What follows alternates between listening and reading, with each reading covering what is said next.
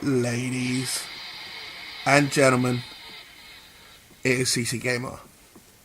Today, I am back with another SuperCard episode. Now,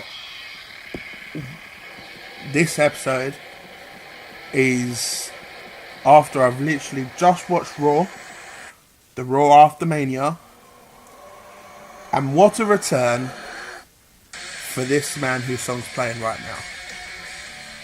Finn Balor is back, and not only did he come back, he returned with a win over two of the best guys on the roster, with Seth Rollins on his team. So I am beyond happy. Love Finn Balor, love Seth Rollins. So to have them on a team together and have them win was just insane. Getting onto the video for the team event for this the guy here. When he came out on Raw,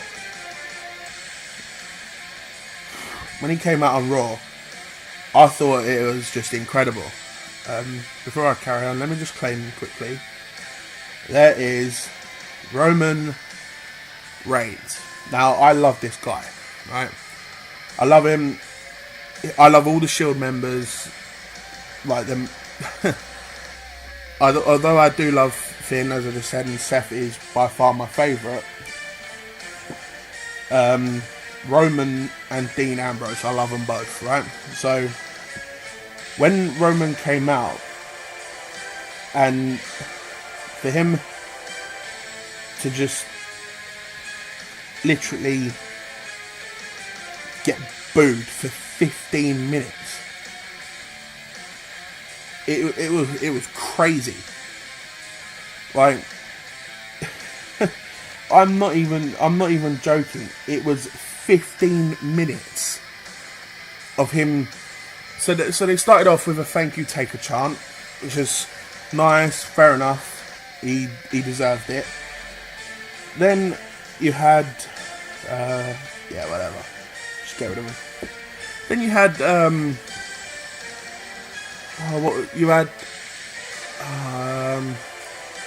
then they started going thank you taker, Roman sucks, and all that. So, alright, they don't like Roman Reigns. And I swear to God, no, I might have heard this wrong, but I'm pretty sure the fans, after he came out, they were actually chanting "fuck you, Roman." Like, oh my God, the guy. I actually feel kind of sorry for him, because it's like, no matter what he does, he can't win. He beat The Undertaker. Fair enough, you're angry at him, but my God, come on. Surely he deserves at least some credit for that. You know? I mean, the way he handled it was absolutely unreal. Like, literally just saying, like, he held out his palm and mouthed the words, "I've got you in the palm of my hand." So I thought that was pretty cool.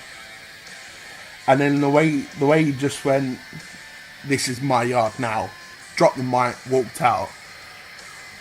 I'm sensing a heel turn, but I don't know. It'd be great to see. No, don't get me wrong, it would be fucking amazing to see. But the way it was just the way the fans actually just booed him like no tomorrow. So Ty, just quick. Ty's ready to pro. That one's stats are the same. Yeah, right. He's ready to pro. Right, but yeah, it was ridiculous. And then like people booing him and all that. I really don't understand it. Like, when they had the Shield moment at Survivor Series, right? Everyone loved that. Literally loved it. And it was... I just don't understand it personally. I love Roman Reigns. I think he's great. And I just don't understand it. I know some people might not like him. Like, some people don't like Seth Rollins, but for a whole fan base to just sit and go, no, fuck you, it's ridiculous for me. I do. I really just think it's ridiculous. And I can't reiterate that enough. So, yeah, it's just completely bonkers, but yeah, there's not really much you can do. Yeah, let's use Dean Ambrose to level up him, Ty Dillinger. And on another note, obviously you guys can hear his music playing, but the way Kurt Angle got made general manager of Raw, I think that was great. He can do so many good things for Raw. Also, they're doing another draft next week, which for me, best outcome would be putting all 3 Shield guys on one roster. So that would just be sick. That'd be awesome to see. I think it was a great show anyway. Yeah, the Revival coming back up, or not back up, coming up to NXT from NXT. Yeah, it was a great show. I won't deny it. Looking forward to SmackDown as well. That'll be awesome. No doubt about it. And while I am on the team event, I basically just want to thank my team, because from the points, I'm on 275. I got below my fair share of points. Like, Cooley had 305, Ganja King had 360, Craig had 450, Dan had Dan Huggett had 470, M Johnson 500, Hobbs 555, Gaming Sense 82, 610, Danny 670. So great work, guys, and huge shout out to all of them. We've got Roman Reigns, as you guys just saw me level him up. Let's chuck Ty in this team here in place of Bret Hart. There you go. But yeah, it was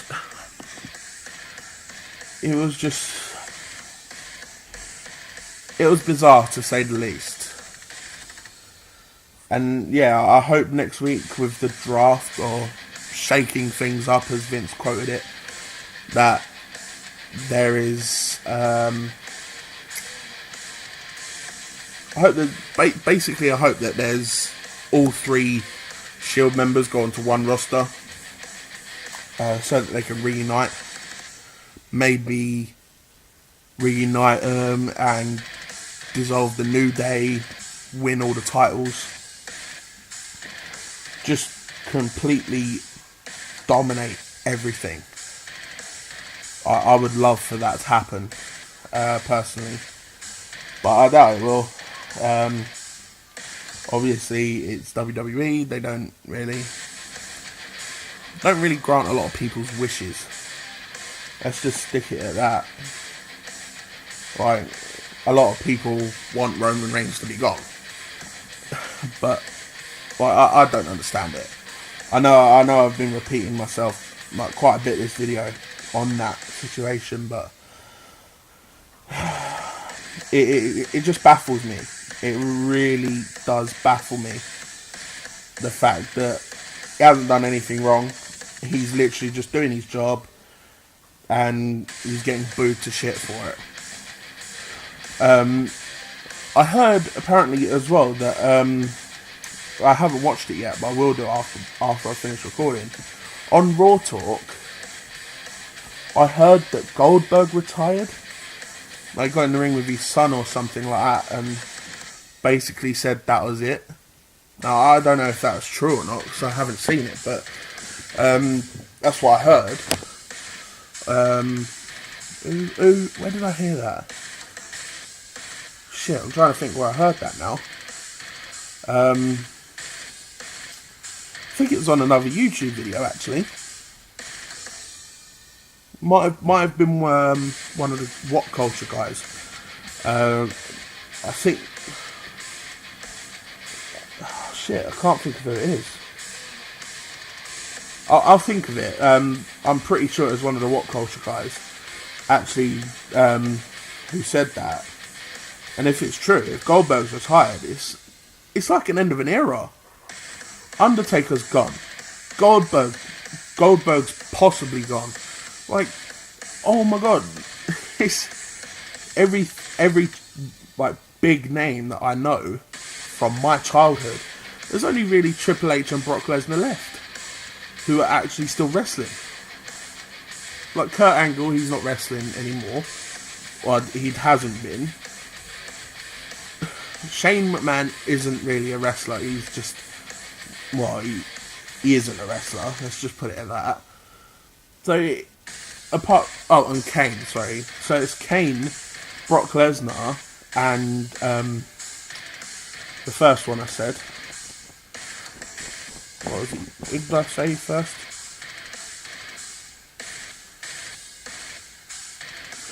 Anyway, whoever it was, it's like it's coming to an end of an era. And it's actually kind of, not depressing, but it's kind of sad. Like, it's like they've got the likes of Finn, Seth, Dean, Roman, all these new guys, Samoa Joe, KO. You got all these new guys that can do a lot and can take it further. But I don't know, having that, like with the Hardy Boys coming back at Mania, having that feeling like a kid again, you can't beat it. You really can't beat it. Like when, what was it? Oh, I'm trying to think. My mind has just gone blank all of a sudden. Like when, for me, when Seth Rollins got injured last year, and when he came back at Extreme Rules, for me, although that was only last year, and I'm obviously a lot older, it made me feel like, I wouldn't say warm inside, but cheered me up big time. Like there's actually a whole story about that I won't go into now, but yeah, it did. It cheered me up big time, and it's things like that I want with wrestling. Like when you actually get goosebumps at someone coming back, like Goldberg coming back at Survivor Series last year, getting goosebumps up and down your arm, like, oh shit, this machine of a wrestler is back. It's just one of those things you can't beat. But that is going to be the end of this video, guys. Comment down below what you thought of Raw after Mania. That'll be good. Let me know what you think is going to happen on SmackDown after Mania. And leave a like, leave a subscribe. And until next time, guys, I will see you later. Goodbye.